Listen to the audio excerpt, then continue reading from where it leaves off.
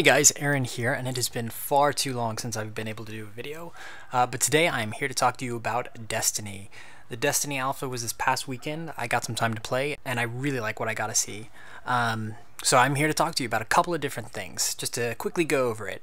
The first thing that I thought was really interesting was the selection style. It's the first thing you're probably going to notice is that instead of more traditional controller kind of left, right, up, down, navigating through a menu, you use the sticks to move around kind of like a cursor, like a mouse cursor, which is super unusual. And I saw a lot of people online asking like, why? You know, what was the decision behind this? It's kind of weird. I'm not sure I like it. What's going on here? So I spent a little bit of time thinking about the positives and negatives and why they might have went with this system. I think for the type of game it is, there's definitely a couple of really big positives. Destiny is a loot game. You know, it's very much like Diablo in that way. Like, you're going to be collecting a bunch of loot, you're going to be managing your inventory, browsing through armor pieces and guns and everything like that. And when you have that kind of menu screen, when you're on your character screen, it can get super monotonous to kind of tab through down, down, right, right, you know, to get to your boots, for example. So every time you want to get to your boots, if you'd have to press the options button or the start button, because come on, it's the start button. If you have to press that and you have to go down, down, right to get to your boots, and then that kind of opens up the grid of all of the boots you've collected. You know, after a while, after playing this game for hours and hours, there's something very wearing on you about that. There's something very monotonous about that.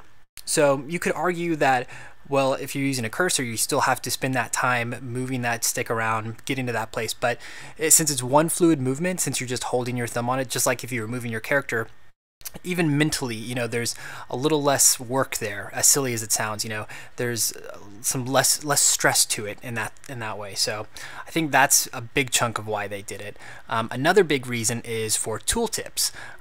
There's a lot of information in this game. You know, you're going to have stats and those sorts of things, all these pieces of information that they're going to want to show the player, they're going to want the player to know about. But if you kind of expose all that information at a top level, your defense stat or any of those kinds of stats, you're going to end up with just a ton of text overwhelming people, a lot of messy screens. So if you notice, if you got to play the alpha, when you load up your main character screen, you do see tooltips. Like right there, there's a big area for your defense and maybe a couple of other stats. And when you mouse over that area with the cursor, there's a nice little tooltip explaining what it does, how to increase it, and things like that. Now, if they were using a regular system, like more conventional control scheme where you're tabbing through left, right, up, down, or whatever, players sort of expect with that system that everything you can highlight as you move through is an active element, is a button or something you can select. So tooltips don't really work as well there. That would kind of have its own problems. I definitely could see the case of people mousing or clicking, going to something, moving to a selection, and trying to click it and being confused when they couldn't, or just being weird. So I think that makes sense too. And finally, you get the opportunity to make much smoother and more interesting animation states as you mouse over something, as you mouse out of something, the fades and the zooms and all of those sorts of things that adds just a ton of polish and enjoyment, you know, little moments of joy with the UI. That's what Bungie is known for, and that's what they're doing here. What I really love about the UI is how they're incorporating a couple of different graphic styles so well. The main heft of the UI, I'd say, is your very modern, flat, clean design. I feel like we hear about this a lot nowadays, the term modern in UI, and a lot of that comes from, you know, the first thing people think of is the new Windows UI, Windows 8, Windows Phone, what Apple's kind of doing nowadays. What I mean when I say it are a few different things. It's a very graphic style. There's bold colors, bold shapes, your clean sans serif, grotesque typefaces like Helvetica, tight grids where information and things are aligned really well, gridded out, lots of iconography, and instead of creating depth with light and shadows, they use those bold colors and shapes to designate space. All of your skill icons are surrounded by these beautiful stroked circles showing your experience until you unlock them. All of your map icons and the Crucible PvP events are made with really unique iconography.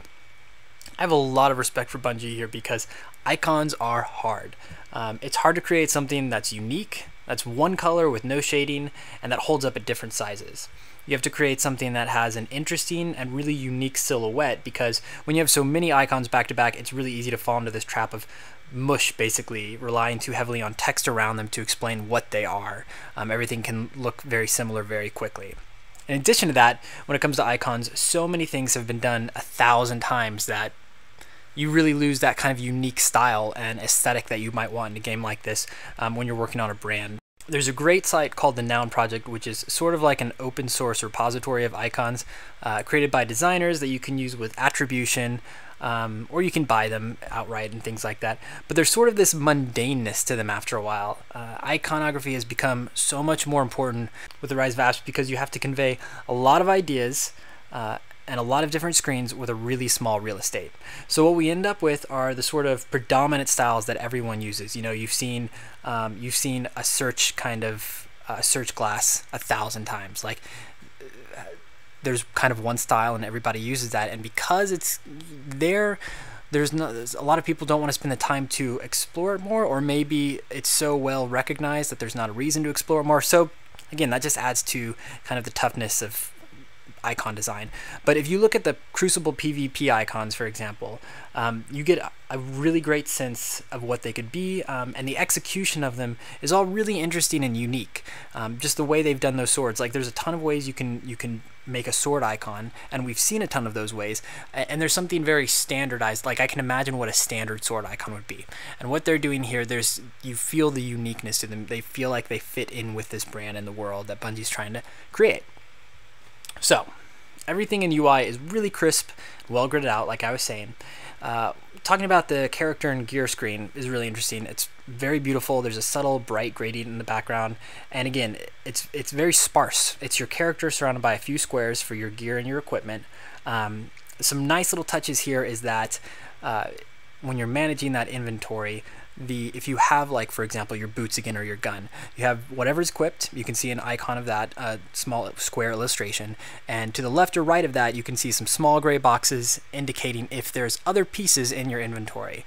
Like, let's say you have 5 guns or something available to switch out, you'll see 4 extra little boxes there. So it's really easy at a glance to kind of get to know what that information is, know how much stuff you have, know if you have other choices. And another nice thing is that those little boxes will kind of glimmer. There'll be a white gradient that kind of shimmers on them if it's a new piece of equipment that you haven't looked at yet, that you recently just found in the world and picked up. So it's a nice little detail. The HUD is pretty minimal. I'm not a huge fan of the minimap because I just don't think it gives you enough information to deserve a place at all, really. But I'm going to reserve judgment on that until I can put some more hours into the actual full game. Your weapon and skill lines live at the bottom. They're neat and clean and gridded out, and they do a great job of conveying a lot of information in an unobstructive way. Again, using something like Helvetica here for your ammo works really well because it's simple and utilitarian, and everyone kind of sees Helvetica all the time, that it's not calling a ton of attention to itself, and because of that it can be a little larger and be very glanceable without kind of overdoing it and being constantly in your face. One nice detail here too is that I believe there are slight colored bars next to the guns, to the right of the guns, indicating the rarity of your weapons. If you have a blue or a green uncommon weapon, or a blue rare weapon, or whatever terms they're using to designate those. I'm not sure if people actually need that piece of information while they're playing the game, but it's slight enough that it just adds this kind of little ambiance to your HUD, and it's a nice detail. Now, earlier I mentioned that they combine different graphic styles really well, and up until now I've been talking about just one, the crisp, modern simplicity of the UI. The main area where this splits up is their map screen, or what they've called the director. It's where you choose what you want to do next. Here they've dug in and done just some absolutely beautiful work and had clearly a lot of fun with it. There's like slight textures and a lot of layering of illustrations to create the effect of almost a vintage inspired map of space. You can definitely tell they are inspired by vintage maps. There's nice little topographical details, and the lines of the continents and everything like that look like they were etched with a pencil and are fading away. And they combine that with their really clean iconography and the type, so you get a really clear feel of what's interactive and what isn't. I also really like that for the different kinds of content and missions you can do, all of that stuff is color coded. So Explorer missions are green, main missions are orange. I love that. Makes it clean and easy, and it's just a nice system. There's plenty more to cover, even like the little details like at the end of a PvP match, when they're showing the score, the losing team's flag appears kind of tarnished, and it's just a nice little touch. But I think that's enough of a preview for now. I am very excited for this game, and on a personal level, I'm really inspired by the work that they've done. This is a standard to which I expect all games to live up to in terms of UI. There's an insane amount of talented designers out there doing this caliber of work in all sorts of interactive mediums. There's no excuse for other studios to not put that care into the worlds that Bungie has here. That's not to say that what Bungie has done is easy, not by any means. It's great work. It is very good work. Whether or not this is a UI for a game or a website or a print piece, there's award-winning attributes to it. It's lovely, it's well executed, they've done a great job. So I can't wait for the game, and I can't wait to see what else they do. So those are my thoughts on Destiny. Like I said earlier, I know I've been gone absent for a couple of months now, and life and work has just gotten the better of me. But I do have a lot of stuff planned. I do have thoughts on Wolfenstein and Watch Dogs, and I do have something written up and a bunch of footage taken for Infamous. So at some point I will get some more stuff up soon. Summer's looking a little better now, and yeah, I hope to have some more stuff up soon. So as always, thank you so much for listening. Let me know what you think about Destiny, if you got to play the alpha or if you didn't, in the comments. And if you liked this, like it, subscribe, and I will be back soon. Thanks, guys.